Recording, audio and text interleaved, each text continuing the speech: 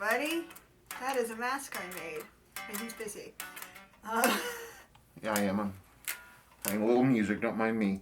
Yeah, Sabrina made this great mask because I'm the only one who gets to leave the house. Everybody else is in quarantine, so... But she did a great job. Well, now you should take it off. Should I? But look how beautifully color coordinated it is, and it's so jaunty.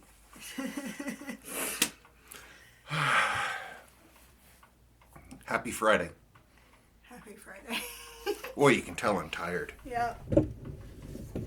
So sleepy. So puffy. You're not puffy. Oh my God. You do look sleepy, though.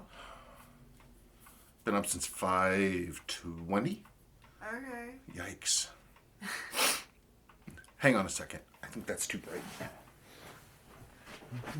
Now you're just stuck with me. I'm sorry. Oh, yeah. Oh no, he's leaving again. I'll try and perk up, but I'm tired. Okay.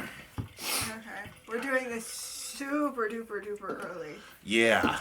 Why don't we do wrist check so they can see how early it is? That's a good idea. Woof. Woof. Woof. I got up too early. Wrist check time.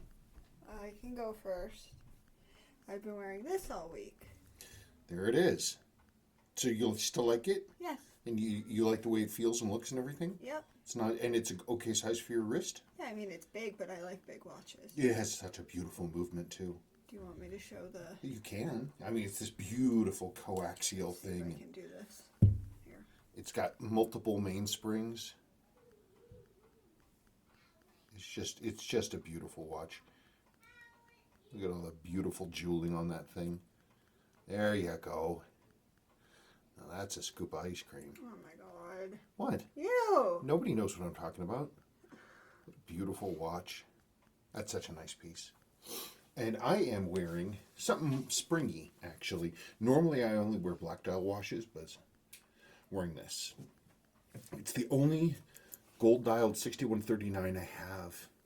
And I like this one because it's completely original. It's original to itself. It's a one owner watch.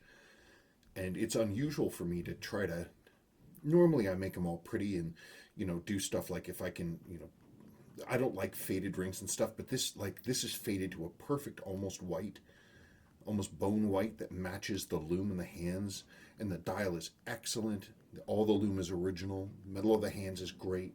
It's got wear to the insert, but it's good wear. I don't know. I like it. It's just a pretty watch. I should wear it more often. I've got to go back in now and check these buttons. I think this one's bent. A great watch. Anyway, I'm glad you still like that watch. Yes, I do. I mean, it's such a beautiful movement. Mm-hmm. And this is my only springy watch. See, we're coming on Easter, so get some nice Easter colors going. Not me, and I'm wearing all black. Black on the inside, because black is how I feel on the inside. Black on the outside. Black on the outside, because black is how I feel on the inside. Hey, you can show them your poster. I No, certainly... it's too big. It's gigantic. Yeah. My big Smiths poster. Anyway. I don't know. We're not very interesting today. We're very tired. Oh, God. Very tired. So I guess why don't we just do it? Let's do it. From John Page, non-watch comment. Scirocco's exist. They're just really hard to find. That was one of the funnest cars I had in 20s. I wish I would have kept that one. They're cool. I looked them up after last week, and you can find them, but it's funny. In my mind, I have a memory of what they looked like, and they were sort of cool and sleek and wedge-shaped. And then I actually looked at them and looked at photographs, and they're like this sort of high, sort of boxy thing, and it looks utterly different in my memory. I showed them to her, and she's like, I don't get the bumper. yeah, it has this weird bumper. I don't know. I guess you had to be there, and I don't feel like maybe I was there anymore. Or what I remember is different than, I don't know. I don't think I ever even sat in one. Okay. Oh, whatever. Nathan Barnes. I love the 7548. It's an exciting quartz watch, and I really enjoy watching you work on them and share details about their history. Looking forward to another one.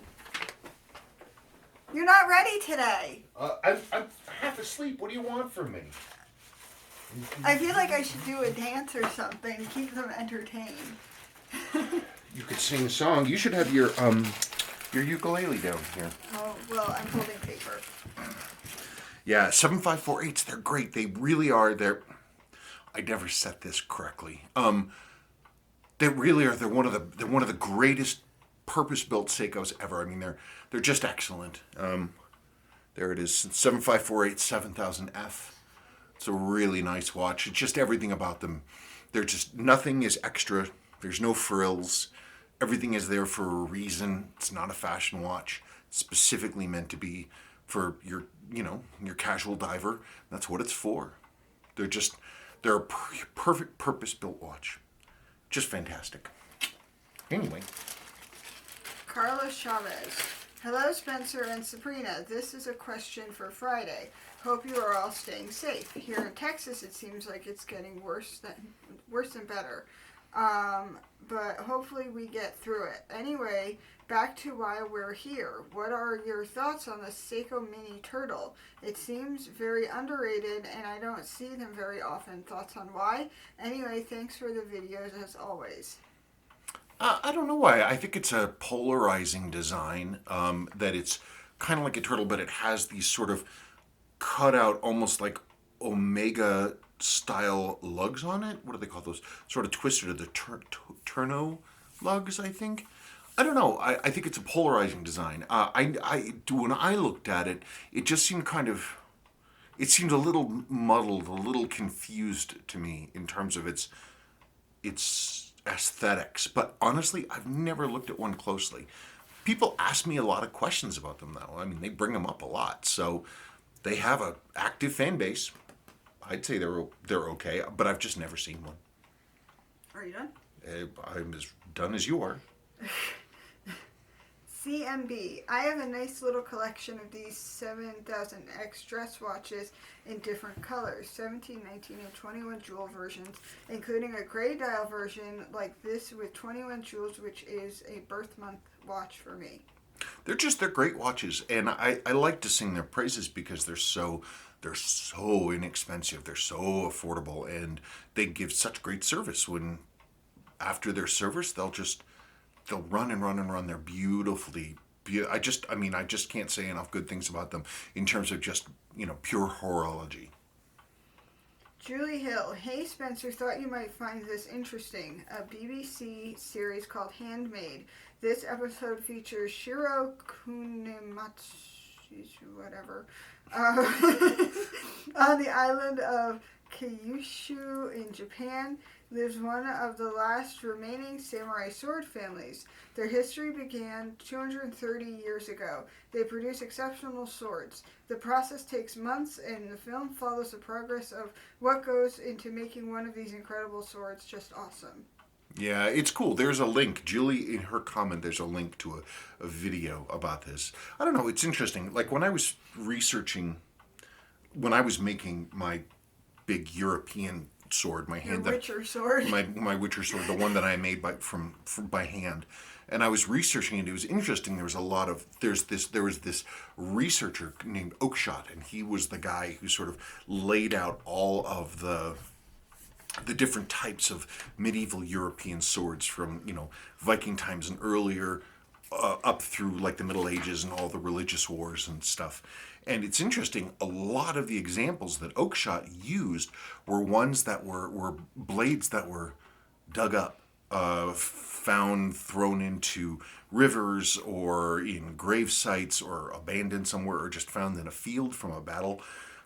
Whereas you have these Japanese pieces are these exquisite art objects, almost ceremonial, and it seems like they've been that for a very, very long time. I mean, I own a sword with a blade that was, in theory, made in the 1300s, and it looks basically new. It's an amazing, amazing piece.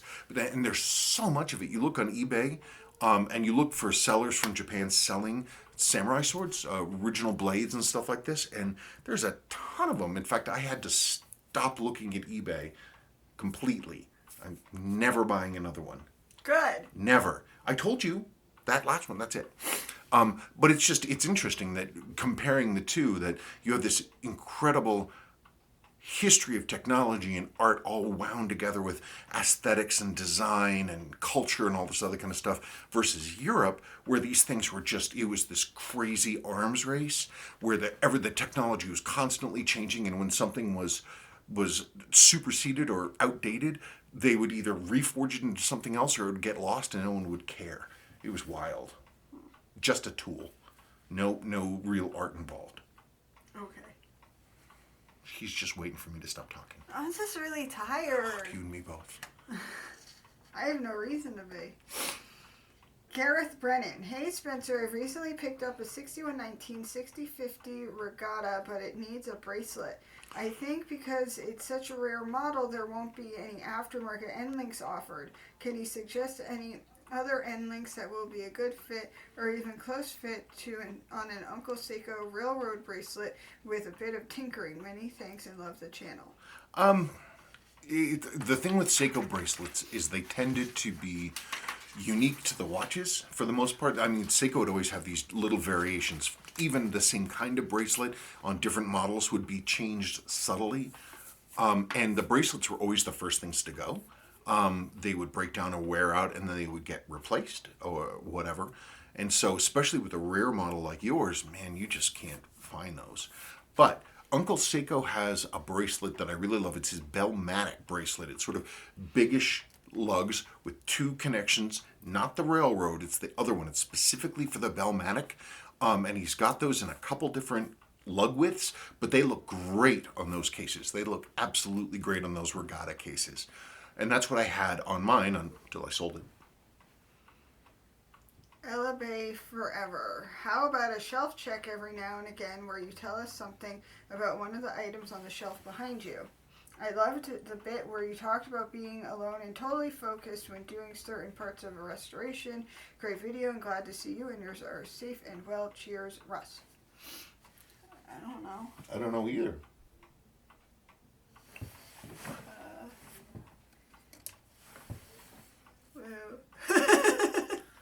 Look at how many stars. 48 stars. My grandparents, they never threw anything away. They kept everything. When we had to empty out the house, we went into cabinets I don't ever remember opening before, and they were filled with china and crystal and all these antiques, family antiques. But they'd been there for so long, and Nana and Granddad were hardcore smokers. Nana especially was a serious smoker, so everything was covered. It was all like, it looked like it was covered with brown thin velvet because of all of the tobacco oils and everything on everything that had also collected dust that had stuck to it. But anyway, they kept everything and they never moved anything. Anything in its place stayed there. So when we were clearing out their house, my uncle's closet had all this stuff in it, including these, which had been, my mom said, were handed out for Victory Day parades at the end of World War II. She says she remembers when the war was over, she remembered walking down their super long gravel driveway, making the, thing. But this is one of them. I used to have like 3 and they were perfect, and now I only have 1 and it has a hole in it. Where'd the other ones go? Ask your children. I don't remember you having 3. Mm-hmm. I did. Oh, it was Sadie, because she's the oldest. I never would have gotten rid of them. So this is the only one I have left. 48 Star Flag, end of World War II, for the parade for the veterans coming home. Okay, there was our show and tell.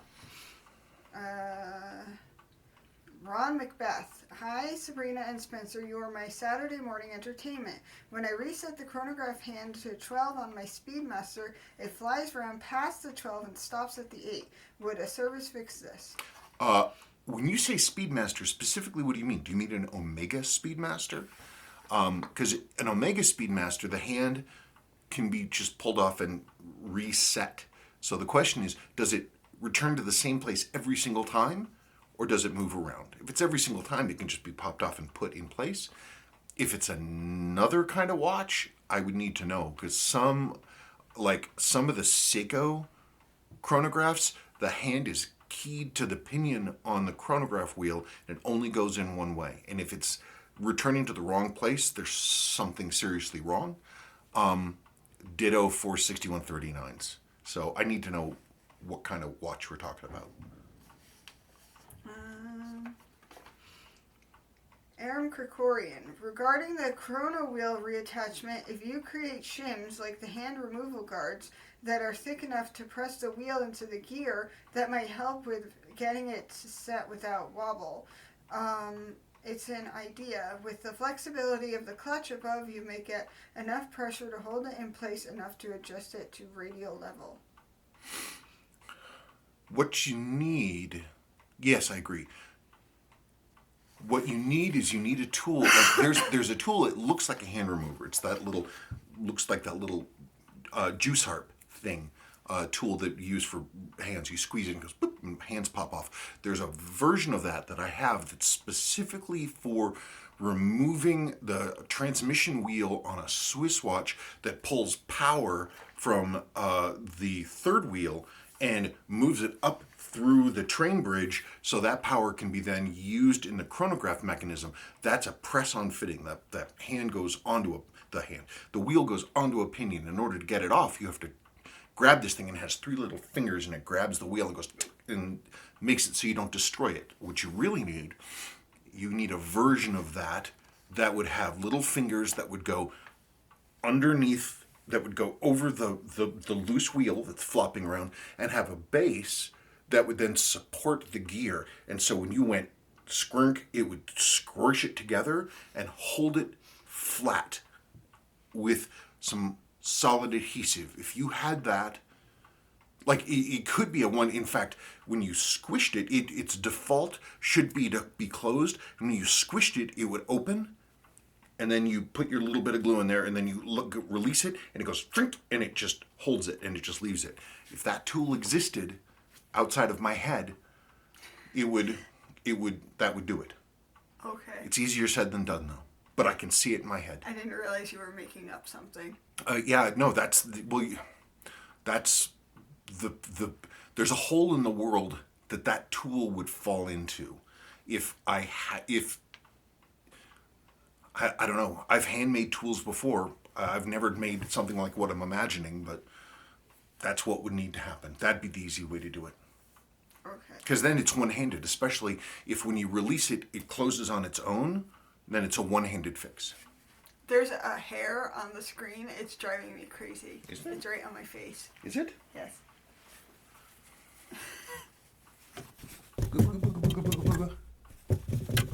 Okay. Did I get it? Yeah. I keep thinking I have hair like in my mouth. You don't. No. Not right now, anyway. Anyway, from Tom N. Hello, Sabrina and Spencer. The error bezel is anything but.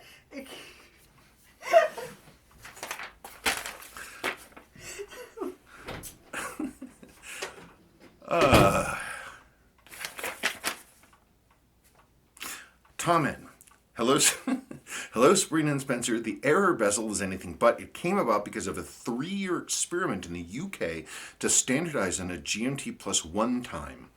Seiko quickly followed suit. I have a backlog of questions banging around upstairs, so here they are. So first I'll address that. Okay, so that's something that I think someone might have told me once, but I completely forgot. So that is the answer.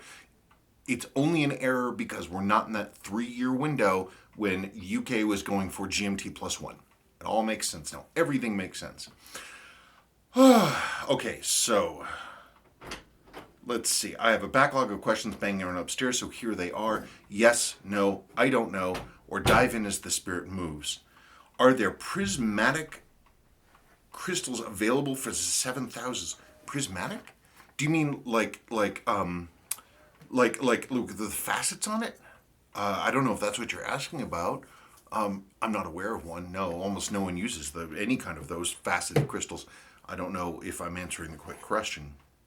Can you safely run a watch after taking off the winding rotor? Oh, sure. Absolutely. Specifically, the Seagull ST 1940 powered Vintra Le Mans 1952 with display caseback, which I like, but the rotor gets in the way of the beautiful Venus 175 column wheel. Yeah, because at that point, it just becomes a hand winder. Last question. Will you return to making other videos like watch reviews when you get caught up with jobs? I wish you would. I keep forgetting about watch reviews. I keep forgetting about overdue watch reviews. I forget everything. I mean, I could. I mean, I keep thinking about watch reviews and getting... People might like different content because they're stuck at home and bored. Yeah, I mean, there's all kinds of watches I But can then do. I'm like, we make so much content and get no views, so whatever. Yeah, it blows my mind. Okay, so I found there was a clip I saw on Reddit, and it was just this guy, and he made a 1 minute and 51-second video of the Barents Sea, just literally just the ocean from the side of a ship with the birds going in the wind and the waves and everything. And I went and looked at the guy's channel. He had 11 videos. He's been on YouTube for 2 years. He has 17,500 subscribers. And that particular video, I mean, some of his videos have views in the millions. You'd have to pay for it. I don't understand it. I don't know. And we have, what do we have? We must have 1,400 videos. Literally 1,400 videos. You do a lot of work. It's just crazy. Oh, Milo wants a tummy rub or a face rub. He's happy. But yeah, I'd love to. I just need to do it. I don't know. When I did my review of that weird Seiko touchscreen watch, it bothered me so much I didn't do any research on it at all, and I couldn't even figure out how to run it. It just offended me in so many ways. And the people are still yelling about that review, so maybe I'm kind of shell-shocked. I vaguely remember that. I didn't even remember how to run the thing. You're supposed to tap the glass like 3 times. Yeah, God, that was years ago. I still get people still bitch at me about it. Then why do you Read the manual. What do you RTFM. Read the manual. Well, maybe you didn't want to. Watch was a piece of junk anyway. Well, if people yell at you, why do you keep the video up? I'm not gonna be like, you know, big giant watch personalities. You know, like, you know, people, big watch personalities who relentlessly curate their image to make sure they're only, I don't know, Intercom. I don't like fake faces. Okay. You know, people who curate all their social media and public forward facing stuff to carefully like stiffly like say this is who I am. It's a mask. It's not real. And it you know. And the next thing you know, you sell someone a fake watch, and it was all for nothing. And it was all for nothing. That guy was a piece of work. He was actively trying to cheat people. I was thinking about. I know. You know. I know. So it is what it is. Yes. So you know, good, bad, and ugly. I'll leave it. Unless it's a comment that is abusive or mean or with profanity or meant to hurt, those go away. But my own screw-ups... Okay. Just a gearhead. It's true, the older switches do fall apart with light use. I recently got the updated one and love it. There, that makes me feel better. There, you see? Yes. Because then... Oh, Milo. Here he comes. You guys are going to see the tail. Did you hear the...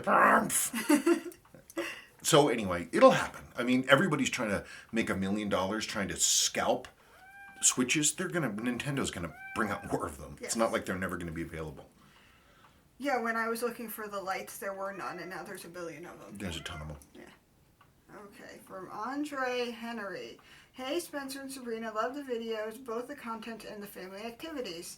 Today I laughed with you at the story of Sabrina and Nintendo Switch. My wife is very similar in that there are times even when she knows that something is good for her and she will fight still against them.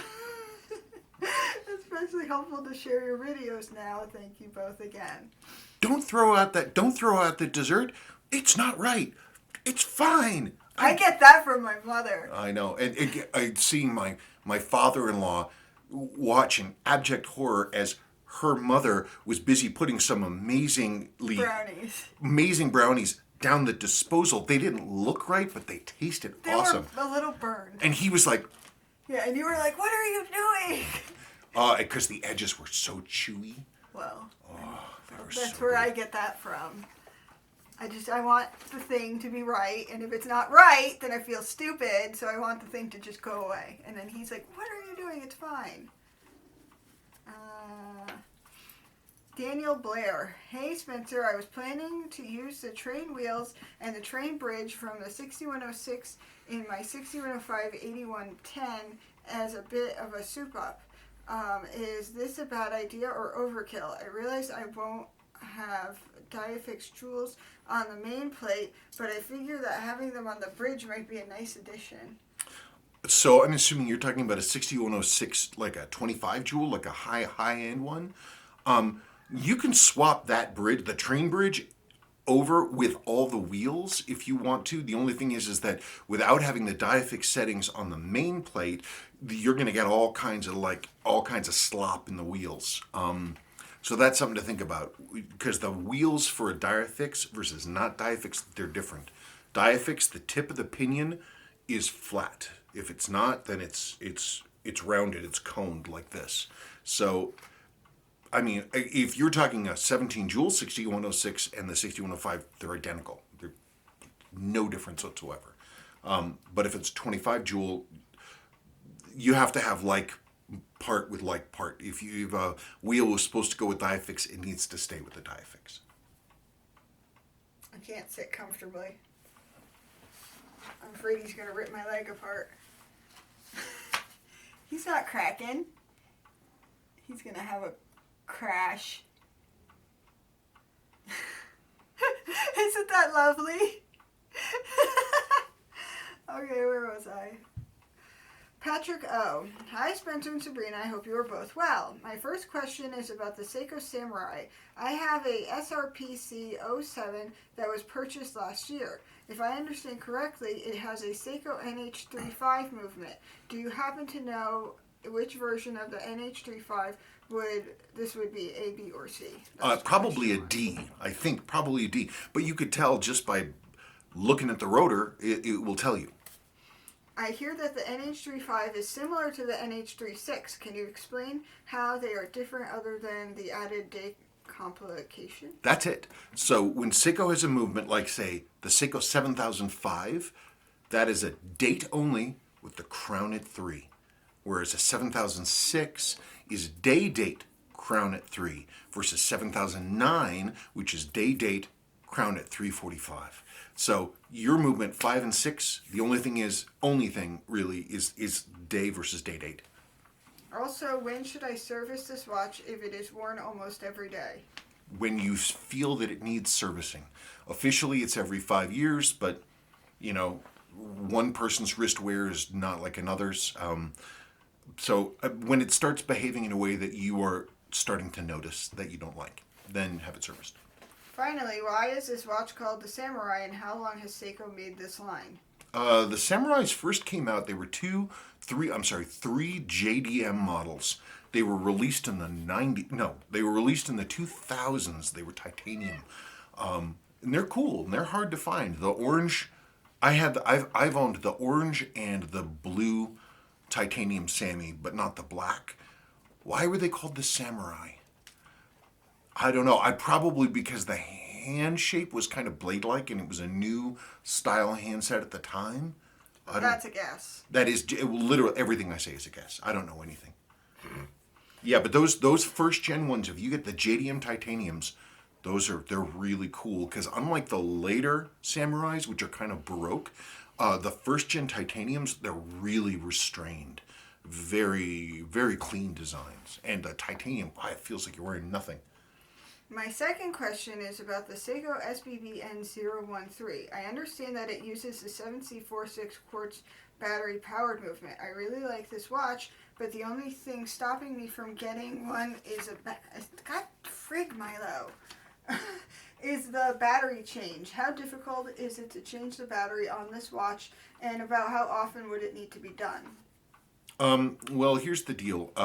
Those watches they're monocoque case, which is a single piece case, which means you have to go in through, you have to remove the shroud, remove the rotating ring, remove the locking ring for the crystal, you pull the crystal, then you have to get the seals out of there, then you have to go in through the front, stem release lever, take the stem out, and then the movement comes out, and then you have one single screw, and change the battery, one single screw. The screw holds down a little thing that holds the battery like this, and then you put it all back together.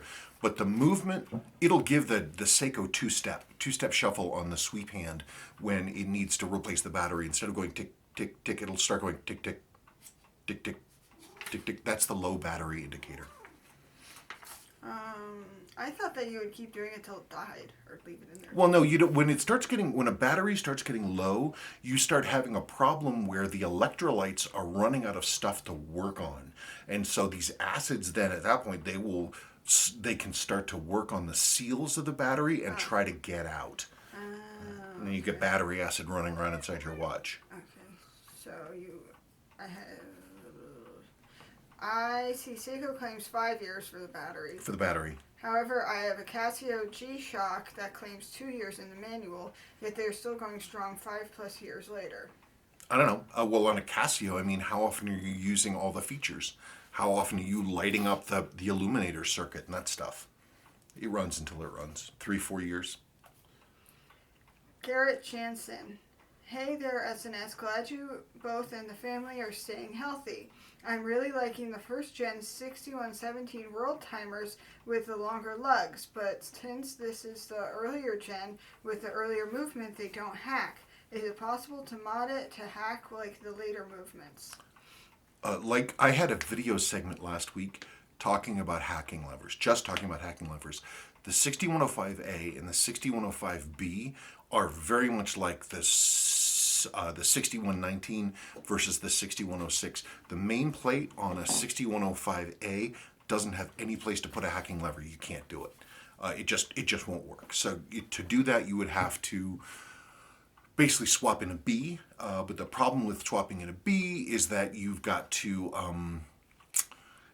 find a B moving, either a main plate, either a complete 6117B or a main plate from a 6105B. It's probably easier to basically get the second gen 6117, World Timer, get one of those watches and do that movement and put it into the case. From Rick. I enjoyed the look at the main plates and hacking levers. I had no idea those old SUA movements were so similar. Yeah, they're all a version. In fact, even 6138s, 6139s, all that 6000 series, they all have these overlapping parts, and I have enough knowledge of them that you can see where one part will work for another part. It's kind of crazy. In fact, there was what is it? There was one thing I just remembered the other day, that the lower mainspring arbor jewel for 6138 is itself actually the same jewel as something else in another 6000 series watch, and I'll be damned if I can remember. I can't remember. It'll come to me. From Sunset. Hello, Spencer and Sabrina. I own a 7006 8007, which is identical to the watch you recently serviced. I had the watch fully serviced with a new crystal and new bracelet, and it literally keeps near perfect time. You are right, Spencer. These movements are fantastic. My question to you is, the watch's serial number begins with a 20. When do you think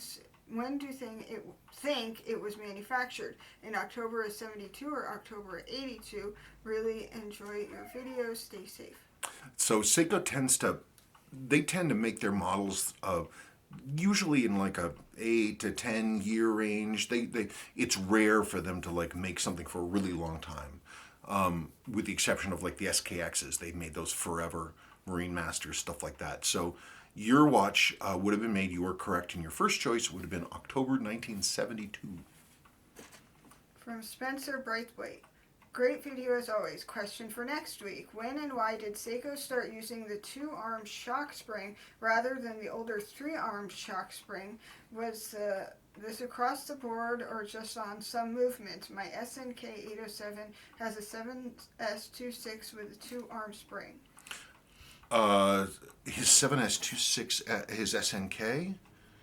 7S, okay, well, is it a 7S26A, B, or C? I remember starting to seeing them, I believe, in the Bs. So if that's correct, Bs and Cs, so that would be early 2000s, I think. Some people say, well, the two that later Diafix spring setup is like lower quality. I don't quite understand why people say that. I assume that Seiko changed it for ease of manufacture and assembly. I could be wrong, but I don't know. But I think that's when. Wood Squatch. Good stuff, Spencer. Love the 7548s. I miss the 80s. I don't. You don't? You don't want to be wearing your 7548 driving your Scirocco? You mean wearing my onesie? Your onesie, yeah. Whatever. Oh, yeah. Well, I'm not. Somebody asked us about our relative ages, and I look young for my age. women in her family don't really age. Whereas men in my family turn to pink mountains with tiny patches of white hair sticking on top. Okay. I just, the next stage, of course, is when I start getting really spotty. Like a good old Yankee. Get these You weird, have spots. yeah, these weird brown patches all over me. That's what Snooki looked like. I know. Okay. God, this cat is driving me crazy. Oh, someone's speed walking. Hey, Tom's got like workmen in his house. They're like doing something. I don't know. He doesn't care about diseases. At all. He doesn't seem to care at all. He's some kind of pagan. Yes, which is fine. Moro Gomez. Hi, Spencer and Sabrina. I just bought a Seiko 7625 8020. What is your opinion in this movement? I can't find much information about it. Thanks and keep safe. The 7.6 series movements, 7606, 7619, 7625, they're sort of an orphan family. They're slightly weird. Mid 60s, they have some old features like a completely separate barrel bridge and then a train bridge. Later, Seiko integrated those, so it was all one thing. This still has the old Swiss style thing with that train bridge. It also, they have a quick set button for the date, which was a sort of a technological marvel at the time, but it's still kind of funky. This is one of these watches where if you try to change the date between 9 p.m. and 3 a.m., the entire date advancing assembly explodes. You just, boom, it's gone. And like a 60s movement, it has a lot of the little leaf springs, the little wire springs. There's lots of them. And that can make them kind of tricky to service. They're chuggers. They can be accurate if they're serviced properly. The watches that they came in were lovely, very much the Grammar design thing with the big slab markers and the Dauphine hands and big solid stainless cases. They're kind of funky and old school, but people don't really think about them too much anymore, but they do have some of their early Sportsmatics have those, and they are really cool. There was something I was going to say about this. Oh, the one thing about your movement though is that it may be slow and sort of overly complicated, but it has lots of Diafix settings. They're fully jeweled, and they tend to run accurately.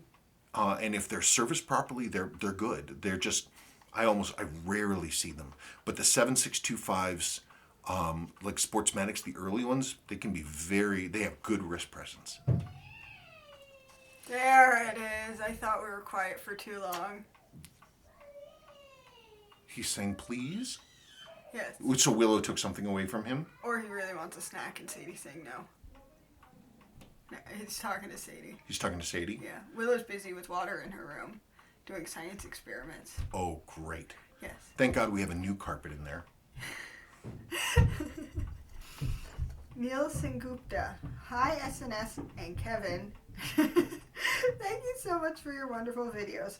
I would love to see and own a SNS client book on Seiko and all your tips and hints on the different models. My question for next mail call is, 1, will you buy any of the new Seiko releases which were recently announced? That's great. Yeah, I saw some of the new releases. I don't think, like, the Alpinist I was never a big fan of, so probably give a skip on that. One of the new, I would really like one of the new Seiko chronographs the limited edition ones to commemorate the one button chronographs. Specifically the one with the Panda dial. I'd love to pick up one of those. The newer reissue stuff they're doing is pretty neat. So yeah, I'd like to get my hands on it. I think that'd be cool.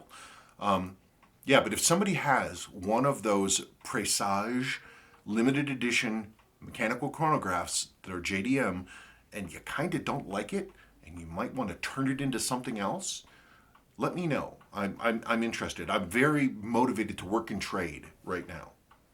I understand 7002s have more plastic parts. Does this mean that they cannot be serviced? Can the plastic parts be replaced with metal parts? I can talk about this, but it's probably going to be easier for me to show you. And it's one of actually my favorite subjects about the 7002s and what people complain about with them. So let's break and I'll talk about the 7002s. Okay, so the 7002 diver. Here is a 7002. There we go. So, people complain about the 7002s being plastic.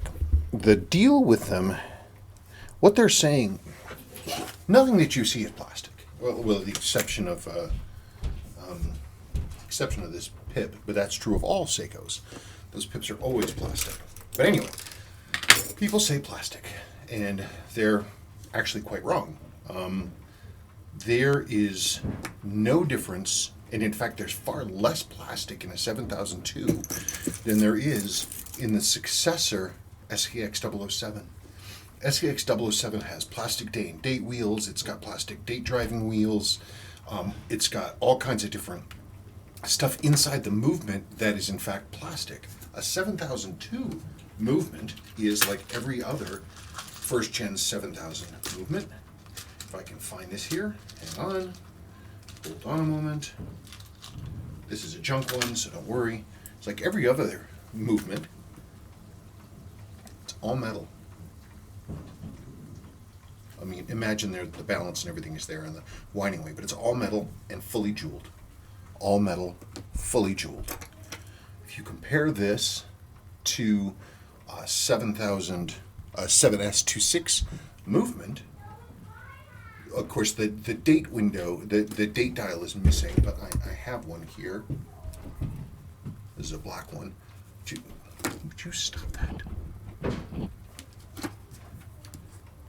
Again, plastic. You see that's plastic there versus I'm doing some digging here real quick. Sorry, don't mind me.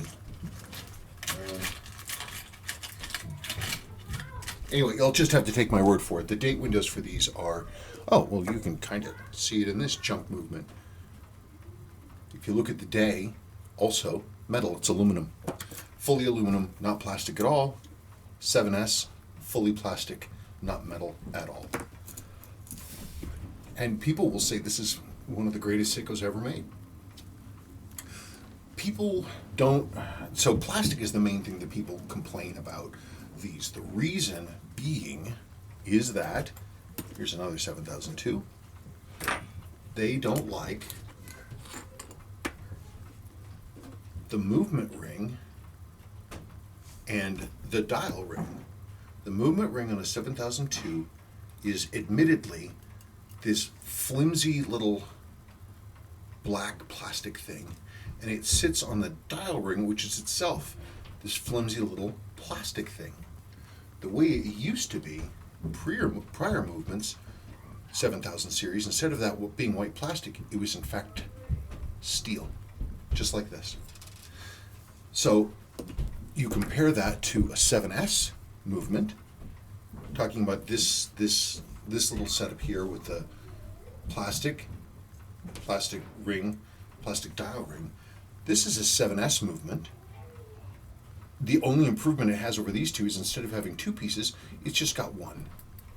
This was a technology that was pioneered on the 6309s, or the 6000 series, actually mostly the 6309s.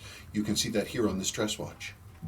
See that white? That the entire movement is encompassed and held in that. From a materials standpoint and from cost benefit stuff, it's a fantastic solution. But I mean, it's plastic. What are you going to do?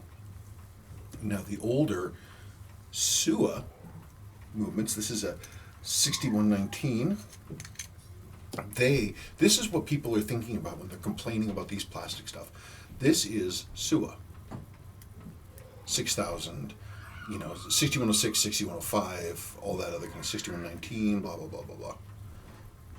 And they have metal rings, usually metal rings with springs, and they sit on sometimes a plastic and sometimes metal, depending. So that's people's main bitch with these. Now, here's the crazy thing.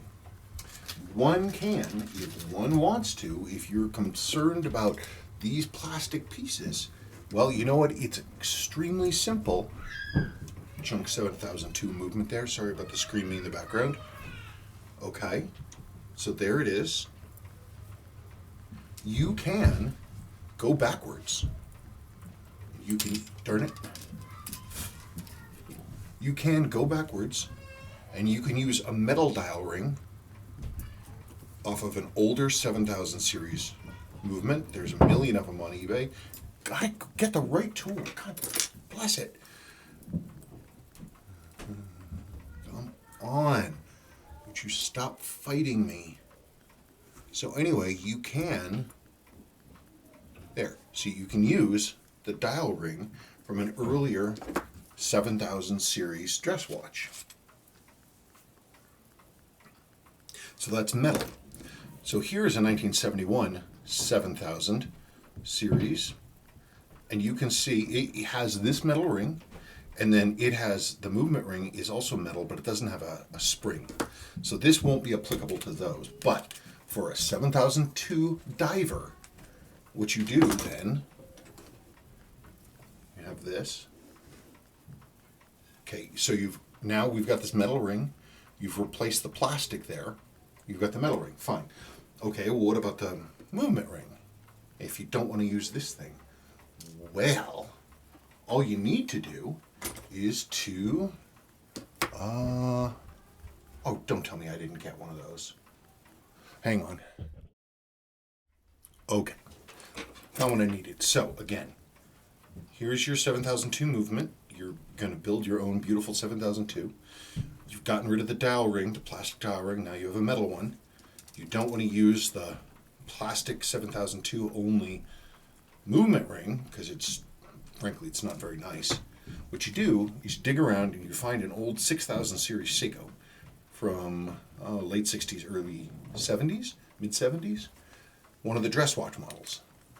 And if it's a junker, don't do this to a good watch like this one. But you go in there and you say, and you look and you take, or if you can just find one, you have this metal ring with the spring because it will drop right in, just like that. And then, hey presto, you have an entire metal setup, front and back, and it works just fine. Movement's not rattling at all. So that's the way to do it. So, but you don't have to do that. You don't have to go through all this trouble and fuss to try to get rid of the two tiny pieces of plastic in these movements. You don't have to do it. This system, it works. It does work. If you really hate this, if you really don't want to deal with it, you can get a later shroud off of one of these movements, and there's a billion of them, and they're cheap. This will also work. It drops right in. So, to conclude, the 7002 has basically almost no plastic in it. It has a couple pieces of plastic, but that's it. And it has far less plastic than an SKX 007. It has no plastic parts in the movement, only the dial ring and the movement ring are plastic. Whereas this thing, boy, it's got a lot more plastic in it. I think the other thing, people don't like the gray Prometheum loom. But it is what it is. It's like The 7548s, this is a perfect dive watch in that it does exactly what it is supposed to do. There's nothing extra, nothing funky. Oh, another thing plastic, the only other plastic thing, is, of course, is the chapter rings. And both the 7002s and their direct successors also have the same plastic chapter ring. There it is. That technology is being used to this very day. So, you know, it is what it is. Not very much plastic at all. Okay, bye-bye. Anyway, so it's one of these things where you have received information, people trading information to each other, where they're not necessarily up on everything that's happening, and they get the wrong idea, and they don't know what can be done, and it obscures the true value of the watch.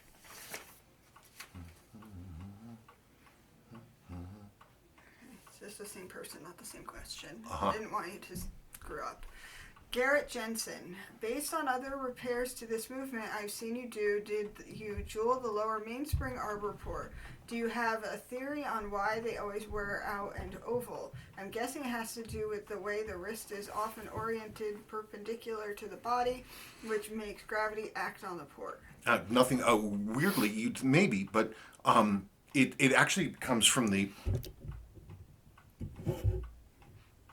It comes from the pressure of the mainspring itself, because the mainspring is always turning, always pushing against the center wheel, and so it's always turning. If the dial of the watch is down, you're looking at it up, the mainspring barrel is always turning, and it's turning against the gears of the center wheel here, and so it's always pushing this way. It's trying to rotate out of where it is. So over here on this side, towards the outside of the watch, it's always going to be hitting on that spot, and that's where it ovals out. It'll grind out there. The reason it happens, you have a very nice hardened stainless steel arbor sitting in a hole in a piece of thin brass of the main plate, and it's not jeweled, it's not even bushed, and so it just grinds through there because you get dirt and old oil and stuff like that, and it gets into that place and it's dry.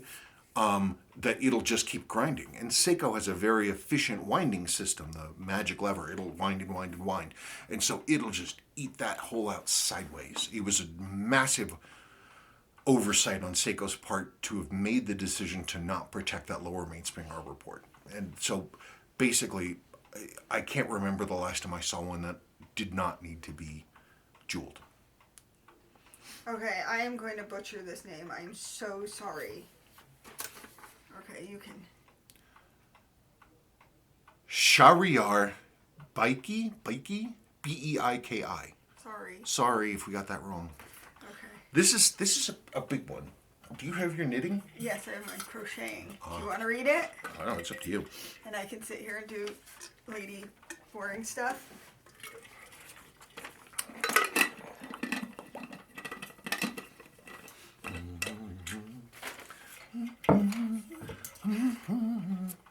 Hi, Spencer and Sabrina. I hope you're doing well. So far, we're doing okay. My father and I really enjoy watching your videos. We have undoubtedly learned a lot from you. Hopefully you learned good things and not something you have to unlearn. Sabrina, if you were reading this, she's not. Nope. I apologize in advance for writing a long comment. I know you don't like reading long comments, but it's my first time commenting after years of watching your videos. Really? Years? I feel I owe you some compensation for your time. My questions are as follows. This gentleman has 7 questions. So, But I like how they're listed off with numbers. yeah, that makes it a little easier to deal with. I normally don't do this many questions from one person, and I actually considered doing this as its own video, but Sabrina, said, yeah, go for it. Question 1. Are the relatively higher amplitude numbers on 7019s versus other 7000 series due to the added die affixes only, or it has other reasons? I've never noticed higher numbers on the 7019. For those of you who've been watching the 7000 series movements, they're very simple, relatively speaking, but they're fully jeweled and they give great numbers when they're running. I mean, they really do. The 7019 is the high end of that series, that 7000 series. In effect, the way it's jeweled and built, it's basically a 7S movement. It's like a 7S before there was a 7S. And so it's got all it's much more highly jeweled, and but I've never noticed any higher numbers with them. Maybe I'm doing something wrong when I service them. The thing with the extra jeweling, especially Diafix, is what that is going to do is just preserve the movement in running condition for longer. Diafix helps keep the oil uncontaminated. And so the lubrication is all still there, so that's not really going to change. The only reason it would run with a higher amplitude is if the mainspring was different, and I've checked the listings, and it's all the same mainspring for all the 7000s. So, I don't know. I haven't seen that. I would have to investigate it. 2. Which one would be more accurate? 2 of the same caliber, one being automatic and having the day-date complication, and another being manual wind with no other complications. I'm asking to see if the automatic works and day-date cause inaccuracies or drops in amplitude, specifically the day-date. A good condition hand winder with no complications will be very, very, very steady. The day-date doesn't really do much because of the magic of leverage. You've got all of this gearing inside in the calendar side, and it's not really any added drag on the movements to have day-date. I've tested this many times. You build a movement, you get it running, the train's running, you look at the numbers, and you go, and then you drop on the calendar and you look at the numbers at the same. This last week I did a 6117B. There was no difference. Calendar or no calendar, it's exactly the same. Automatic though, absolutely, because you have as you're especially if the watch is at full power and the weight is moving around, you're going to be at full power and more, and you're going to be pushing amplitude all the time. So the automatic will do difference. Day-date won't do anything. Manual wind, you should get pretty steady output. 3. If you were to make adjustments using a time grapher on one dial position only, what would that position be? The first position I always do is dial down, because I need to adjust. I need to have access to the balance so I can adjust it. Dial down or dial up. I check in pendant to see how it's dealing between those two averages, assuming there's a difference between dial up and dial down. Ideally, there shouldn't be much of a difference at all, because you have to average those settings. But I always start at dial down. 4. From the engineering standpoint only, which movement is better engineered? Seiko 7000 series versus ETA 2824. Totally different beasts. Utterly different beasts. Seiko stuff is, especially the 7000 series, is very simple, and they have combined functions in single components, multiple functions in single components, and simplified things. And it makes them a strong movement that is easy to service and is durable, and has a low cost point to produce. Also, they're relatively slow. They're 19,800 BPH, versus a 2824 that's a whole next tier level up in terms of quality. Like ETA stuff isn't. ETA stuff is nice. It's much more complex. It's more tightly built. It has a higher beat rate, 28.8, I believe. And it's a different piece of business. They're different movements for different applications.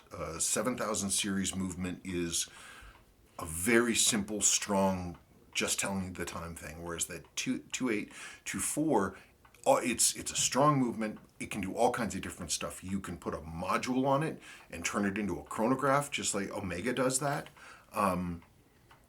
They're strong, they're accurate, they're high beat.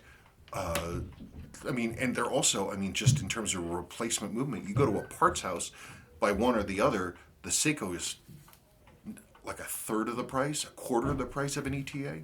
I don't know. ETAs I have a lot of respect for them. asking still about the same question. The short-term effect on amplitude numbers when both top and bottom mainspring arbor ports are jeweled versus when the bottom is jeweled only. Everything depends on where, on the angle and placement of the arbor. So one of the problems is when the arbor starts to wear, it starts to tip. And when it starts to tip, you start getting weird shearing angles on the teeth interspacing. The spacing between the teeth and the other gears changes, and you get it. It's one of those things. Ideally, everything will be jeweled top and bottom, and then you won't have to.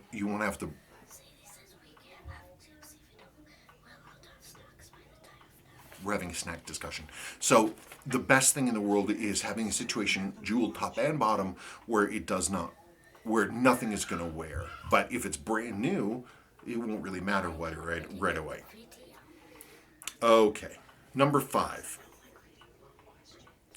If you were to guess, that's how I make my way every day, why the 45 GS, so it's a GS movement, the 45 series, it's a hand winder, transfers the power to the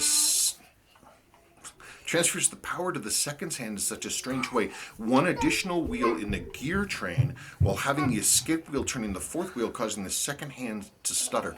That was... If you put me up here. Oh, I see. Can you That's see it? Willow. That is Willow. This is Willow. I remember the last time when I was in a video. You do? Oh, good. I'm glad. I wonder if those people do. Okay, you got to get off. I have to answer the man's questions. How do you know the questions? Because I read it. Come on, let's go. Okay, the answer to that question is I really want to. that's And you know, boy, it must be super nice out, honey. Some young lady who just jogged by wearing a bikini. What? Well, I mean, the bottom was like boy shorts, those really little boy shorts, but must be nice out. Oh. Well, what am I supposed to do? She's right out there. Okay, so that system was, in the old days, watches were movements. You had the hour and the minute hand, and then you would have a subdial with the seconds. And the seconds would be running off that other wheel. And so when they, in the 30s and the 40s, when watch techs wanted to find a way to have center seconds hands, they didn't fully redesign everything. What they did is they said, okay, well, we're going to do like we do with the chronograph, and we're going to have this wheel. There's going to be a pinion sticking up off that, up out of the train, and we're going to have another wheel above the train bridge, and it's going to stick on that pinion, and it's basically pulling power off. We're siphoning off power, and you can then run that over to the pinion. It's just a pinion by itself that the center seconds hand sits on. This is Rolex's system. Rolex does that. The not so much. Do they still do that? I forget. I mean, I just serviced a 3035. I don't remember they do that, but like the 1500 movements, 1530, 1560, 1570, 1575, all that stuff, that's how they run. And so you have this wheel on top of the train, and it goes over to just the pinion. So it's not the fourth wheel and pinion, it's just the pinion part, and it's there with a friction spring on the top trying to keep it in place so that pinion doesn't spin a lot. Because when that pinion moves around, like if you pull the timing, you're turning it back and forth, you're going to see the second hand going like this. That is because there is this slop, basically, between there's slop between the gearing of the pinion and that transfer wheel that's moving that stuff over, and that's why the hand can shimmy around. It doesn't do anything bad to the watch. It doesn't mean anything. But it's just an old system. Later on, when center seconds became the default, then all of a sudden, the movements were completely redesigned to have a center wheel that was hollow with with a cannon pinion that was hollow, with a fourth wheel and a pinion that sat on there, and it changed the way that the gearing worked. So instead of having to suck power off like you were going to use it for running a chronograph, the train itself has that pinion integrated into it.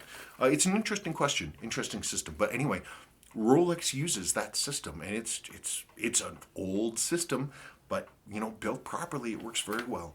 But I if I try to, if even with my Rolexes as high end as they are, these old Rolexes, you pull the crown, you turn the time backwards, and that second hand's going to be going like this. It's just the spacing between the gears. Okay. It might be easier just for me to show. Okay, so because I don't have a Rolex movement to show you. Let's start with this. This is a partially stripped chronograph movement, okay? Your balance and the train gears are in here, is escape wheel, all that kind of stuff. Typically, so the way that it goes right here is you can see, in order to run the chronograph stuff, we've got to pull power off the main train. And that's what this little pinion right there is, okay? Because you have a wheel that sits on top of there. Now in this case, what the wheel is doing is it's running power through all of these wheels, which is for the chronograph indicator wheels. You can see this is a more complete movement. There's the escape wheel. And here's that wheel that I'm talking about. Now, this wheel isn't running a pinion for the seconds hand, not at all. Like I said, this wheel is pulling power off and it runs it out to the chronographs so that everything can then work, and you turn it on and off, and you can transfer power here to the main sweep and stuff like that. You can see that this is actually a good balance. Look at that. It's pretty neat, isn't it? Someday I'll find the case for this. Okay, so now we go to dress watch movement. This is an Omega 601, incomplete, unrestored. Okay, so don't yell at me. But we can see, I guess let's get it going the same direction here. You can see there's the balance, right? There's the balance. It's going to the escape wheel, blah, blah, blah, blah, blah. And there is that same wheel there. Now, normally you'd have a wheel here, but it's transferring out this wheel is transferring the power from here over to here, which is where the little teeny tiny pinion for the sweep seconds hand would go. In the old days, this wheel right here, would actually go the other way, and you would have your sub-seconds hand right here. It's a pocket watch design. That's where it would go. But they wanted to run the sweep seconds in the middle, so you have to take this wheel, and instead of having a hand on that thing on the other side, you put this intermediary wheel in here, and it runs that power over here, and that's the way you do it. Are you going out of your mind? No, I'm hungry. Do you want to have snack time? No, I have lunchtime, but we're almost done. We have a few questions left. No, it's okay. You sure? Yeah. I don't want you to be hungry. Question 6. Do you consider the Seiko 5740 as a legitimate 36,000 movement, since many believe this movement was not initially designed to be a 36,000 BPH movement, therefore was re-engineered to be one? Well, yeah. I mean, it beats at 36,000 beats per hour. I mean, it is what it is. It's like saying that the Ford GT40 was not a formula car because it was a Ford and the motor started life as a standard Ford motor, but it raced against Ferrari, and therefore it's officially part of that whole thing. Yeah, absolutely. For those who don't know, there's Seiko's first high beat 36,000 BPH was a watch called the Lord Marvel, and it's a hand winder, silver dial, linen finish, and it was Seiko's test bed for seeing whether they could pull off 36,000 BPH. The reason you want to have a real high beat like that is the higher the beat you have, the more teeth, the ratio of teeth is there's a lot more teeth, and so you're dividing the time much more finely. And what that does is it will make a more accurate watch. The 5740 was basically Seiko's engineers fooling around and saying, hey, can we do this? they did it. Now, if it wasn't ever put into production, you could say, well, it's not really anything official, but they were sold. They were sold. They're the real deal. They're all together. Question 7, last question. Considering every aspect but the servicing, which beat rate would be your preference? I've always been sort of a mid-range guy, actually. And the 19,800 BPH is like that's what, you know, your average. Let's see, you can get a visual here for you. It's kind of standard. I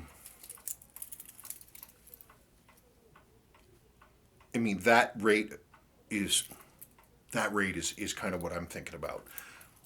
High beat stuff, especially Seiko high beat, tends to wear a lot, and they tend to be temperamental because they have a really stiff hairspring, and if that gets out of true at all, it'll have all kinds of impacts to amplitude. It'll do all kinds of wacky stuff. But if we're talking, you know, one of the Swiss high beats, they're the way that they're geared and engineered, they're painless to work on, and they are just beautiful. Also, Seiko's slow movements, the 18,000s, they can be tremendously accurate. The 6200 series, they can just run beautifully. The 6600 series, same deal. They run beautifully even though they're slow. I don't know. I guess when it comes to Seiko, I actually kind of avoid their high beat stuff, their old high beat stuff. But when it comes to Swiss, I like the higher beats because I know that the watch was truly designed to do that, and is equipped to perform well. Okay, we are now on to the last 3 questions. Randy Allen. Hi, SNS. Hope you're doing well and everything is under control in Fort Collins. I don't know. I don't leave the house. I don't know what's happening. We went to Home Depot the other day. Yeah, we were bad because I wanted a rototiller. And we got one. Actually, it was amazing. Brand new Honda, right? In the box. The box is covered in dust. We're going in there to buy this little 9-inch gas-powered rototiller. We find it's clearly been there for a long time. We get the thing home. Open the box. It was basically already assembled. You just unfold the handles. You had to put oil back into it because it didn't come equipped. The oil wasn't in it. They'd oiled it. Then I did that. I put gas in, and it's amazing. It started first pull. Yep. Wham. And it ripped up the yard just like I wanted it to. Yeah, it's just, Honda, good quality stuff. Anyway, just wanted to let you know that I've been enjoying all the rebuild videos this week. Question, what books would you recommend for someone starting out in watch repair? Take care and stay safe. Well, I focus on Seiko. I tend to be very much a visual learner. Even more so, I'm a learning by doing learner. So I didn't really refer to books a whole lot, honestly. I had a bunch of the same kind of movement, and I just ripped into them.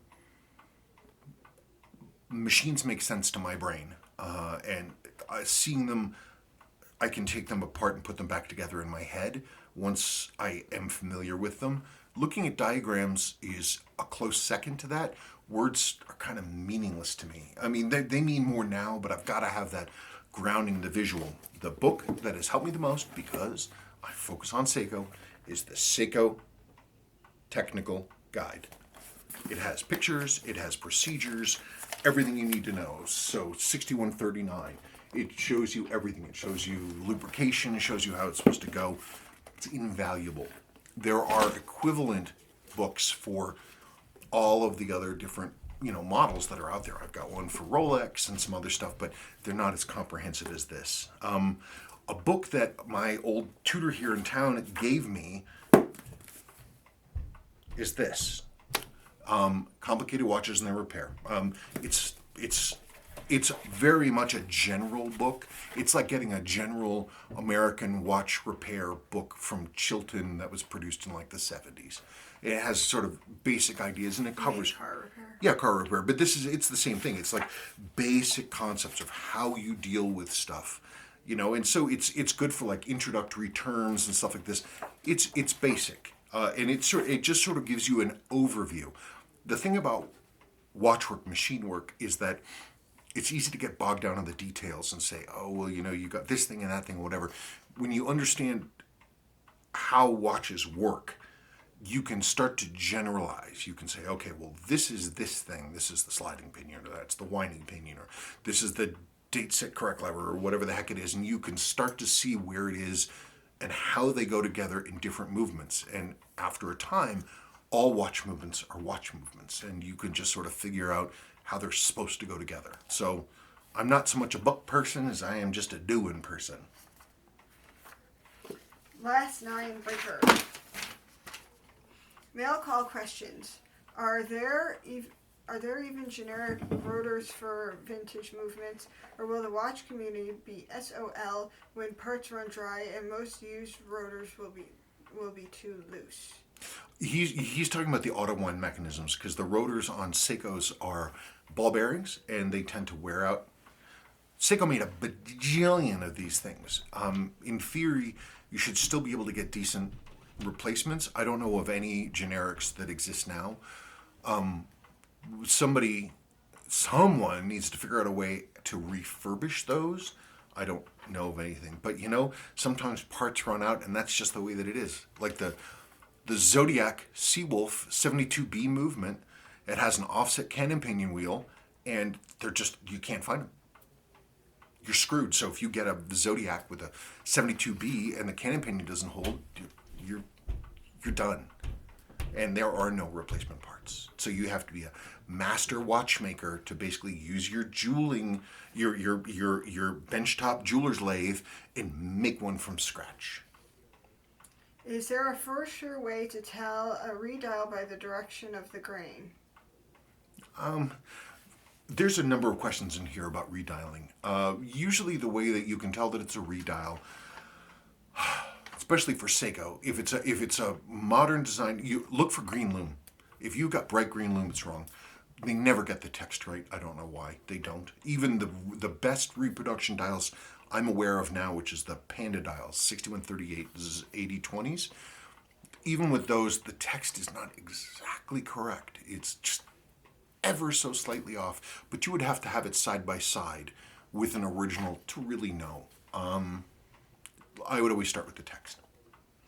Likewise, I see some dials where the grain goes only vertically across the dial, but the printing looks really well done.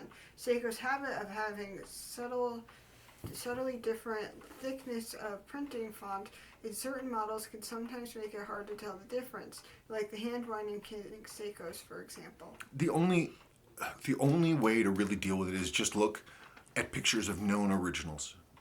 And just get the highest resolution photos you can and compare it. That's all you can do. And believe me, I still do that to this day. Okay, next one. From Mark Irvin. Hi Spencer, you made a vid about case refinishing about 4 years ago. New case refinishing options, plus Seiko's crazy mania for case finishes and overview. Do you still have a connection with the guy that did refinish the 6 cases for you? I know a lot of your viewers would be interested. Hey, me too. He vanished. I haven't heard from him for probably about 3.5 years now. He is a retired machinist and an engineer. He lived up on a mountain in Missouri. Haven't heard a peep out of him in years. So I don't know where he went. There's a new company that's in somewhere in Eastern Europe. They're all over Instagram, and their work is spectacular. Like if it looks in person like it looks in their photographs, it's like mind-blowingly good. But I've never worked with them. No, that guy's gone. I'm sorry. I wish I had him, but I don't. He's gone. That's it. That was the last one. Anything else? I'm hungry. I know you're hungry. So am I. Well, it's 11. Gosh, it's 11:12. So it's almost lunchtime anyway. Yes, it's over an hour. Ugh. Okay, well that's it. We're done. Happy Easter and all that stuff, and keep on trucking. Okay, bye. Bye.